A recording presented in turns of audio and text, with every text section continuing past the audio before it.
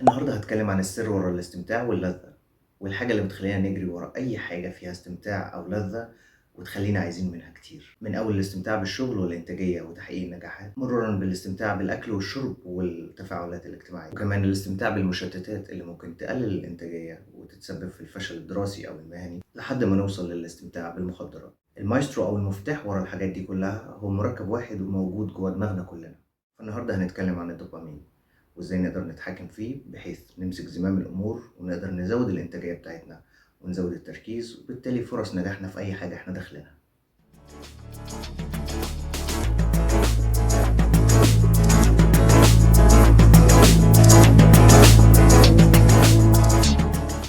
الدوبامين مش مسؤول بس عن المتعة ولكن مسؤول كمان عن التحفيز والدفع والاشتهاء والحركة نفسها. الناس مثلا اللي عندها الشلل الرعاش بيكون عندها نقص كبير في الدوبامين لسبب أو لآخر، بس دي حالة طبية شديدة ملناش دعوة بيها. المهم إنك لو عرفت تتحكم في الدوبامين وتشغله لصالحك، النشاط والتركيز هيكونوا في أفضل حالاتهم.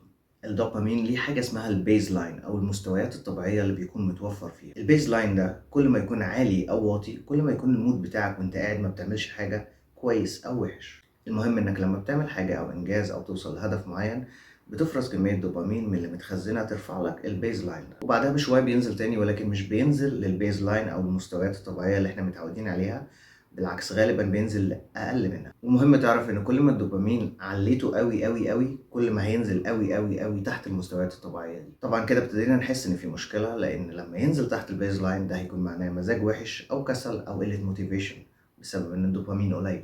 وده ممكن يفسر لنا حاجات كتير، زي في مجتمعنا المصري لما بنبقى قاعدين قاعدة حلوة قوي ونبقى مبسوطين جدا وبنضحك مرة واحدة تلاقي حد فينا قال اللهم اجعله خير. أنا في رأيي الشخصي ابتديت أقتنع إن دي مش كآبة مننا قد ما المواطن المصري الأصيل ابتدى يفهم إن لو المود عالي قوي قوي قوي قوي قصادها هيكراش قوي قوي قوي أو ينزل تحت البيز لاين قوي.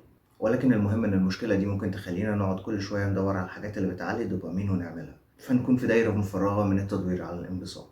لأنك كل ما بتحاول أكتر كل ما بتفضي مخازن الدوبامين أكتر، وكل ما بتعمل كده كل ما النزول عن المستويات الطبيعية بيكون حاد أكتر، فتلاقي نفسك مهما عملت مفيش أي حاجة مرضية بالنسبة لك. الناس اللي عندها ADHD ممكن تبتدي تريليت لكلامي شوية، لأن البيز لاين بتاعهم في الدوبامين بيكون أقل من الطبيعي، فتلاقيه دايما مشتت سايب الشغل وماسك التليفون عمال يسكرول إلى الأبد على أمل إنه يلاقي حاجة تبسطه، أو بمعنى أصح يعني تحفز له الدوبامين. طبعا ده مثال سطحي جدا، ممكن تلاقي ناس ما عندهاش ADHD بتقع في نفس الدوائر دي، ولكن الفرق ان الناس اللي ما عندهاش ADHD بتقع في الدوائر دي كل فترة، انما الناس اللي عندها ADHD بيبقوا عايشين في الدوائر دي. الفكرة ان احساس الانسان من غير دوبامين هو بؤس وكآبة شديدة ممكن توصل للألم الحرفي، حرفيا تكون بتتألم ومش حاسس ان في حافز انك حتى تتحرك. طيب تعالوا نتكلم بقى عن شوية حاجات العلماء درسوها ودرسوا تأثيرها على الدوبامين علشان هي المفروض بتعلي الدوبامين. أول حاجة معانا هي الشوكولاتة بتعلي الدوبامين مرة ونص أعلى من البيز لاين بتاعك. تاني حاجة معانا هي الجنس بيعلي الدوبامين مرتين أكتر من المستوى الطبيعي اللي في دماغك. النيكوتين خصوصا السجاير، النيكوتين اللي بيتدخن بيعلي الدوبامين مرتين ونص أعلى من المستوى الطبيعي. الكافيين ما بيعليش الدوبامين قوي، ولكن الكافيين بيعلي حساسية الريسبتورز أو المستقبلات، فبالتالي أنت بعد القهوة ممكن تلاقي نفسك بتتلذذ بأي حاجة من اللي بتعلي الدوبامين أكتر. عشان كده دايما تلاقي اللي بيشرب سجاير اللي بيدخن بيشرب بيبقى معاه فنجان القهوة والسيجارة، علشان الاتنين مع بعض بيعملوا مزاج أعلى. كل دي حاجات سهلة وممكن تعلي الدوبامين بشكل ملحوظ جدا زي ما احنا شايفين. ولكن خلي بالك زي ما اتفقنا الدوبامين لما بيعلى سبب النزول اللي بعديه ان المخازن ابتدت تفضى، فلو فضلت تستخدم الحاجات دي ورا بعضها هتبتدي تستنزف المخازن.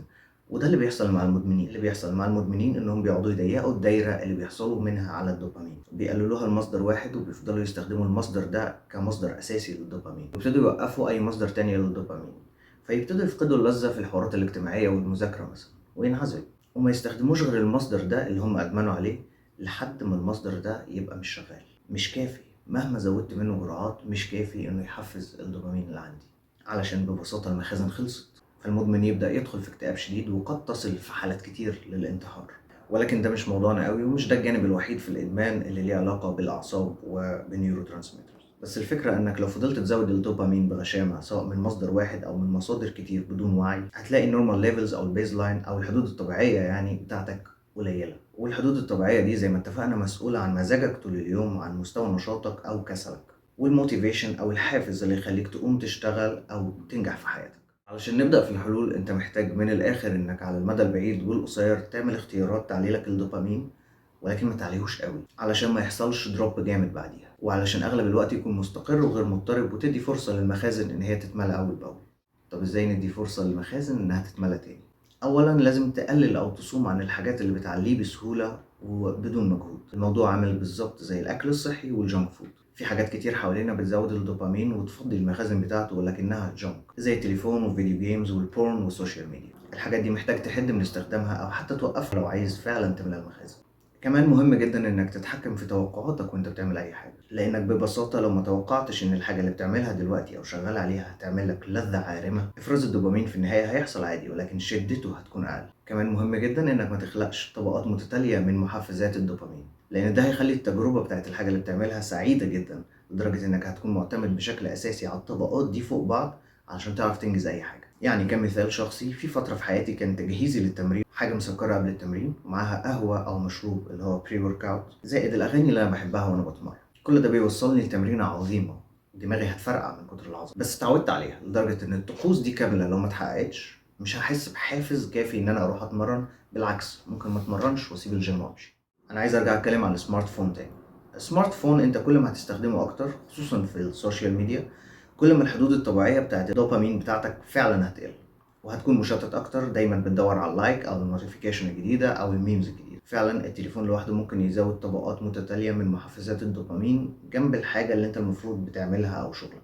خلي بالك ان حاجه من الحاجات اللي كل الناس بقت ملاحظاها دلوقتي ان ما بقاش في حد قادر يقعد لوحده مع افكاره. دي بقت حاجه لا تطاق بالنسبه للانسان. كل ما تلاقي نفسك لوحدك وافكارك عماله تزاولك، بتطلع التليفون، ما بتديلهاش فرصه انها تطلع. فعلشان تستمتع باي حاجه، حتى لو عشان تستمتع بوحدتك، فعلا انت محتاج تقلل استخدامك للتليفون.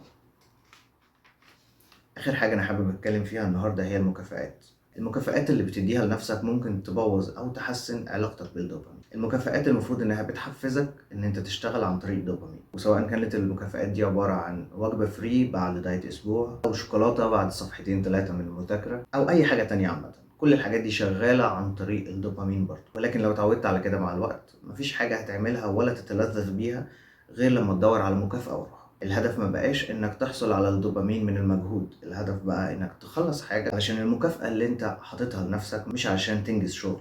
فلو عرفت تخلي المكافأة داخلية بحيث تربط الدوبامين بانك تعمل مجهود فيعلى الدوبامين لوحده، ده هيخليك تنجح في انك تستمتع بأي حاجة انت بتعملها بشكل عام. والطريقة اللي انت ممكن تعمل بيها كده هي ان انت تكذب على نفسك وتقاوح وتحاول تعمل الحاجات المملة بدون مكافآت خارجية لما تخلصها، لان انت مهما كنت مش مستمتع في النهاية برضو الدوبامين هيعلى. كده بقى خلصت الفيديو بتاع النهارده. انا عارف ان المعلومات دي ممكن نعتبرها انها تقيله شويه، بس لو فهمتها كويس هي هتفيدك جدا. واللي قلته ده كله هو اللي انا اتعلمته السنه اللي فاتت دي كلها عن الدوبامين، ولما بدات اطبقه فادني الى حد كبير في اغلب جوانب حياتي.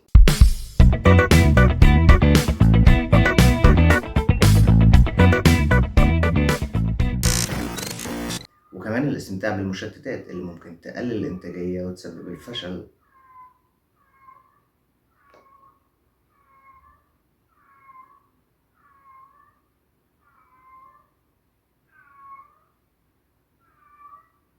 حالتها صعبه.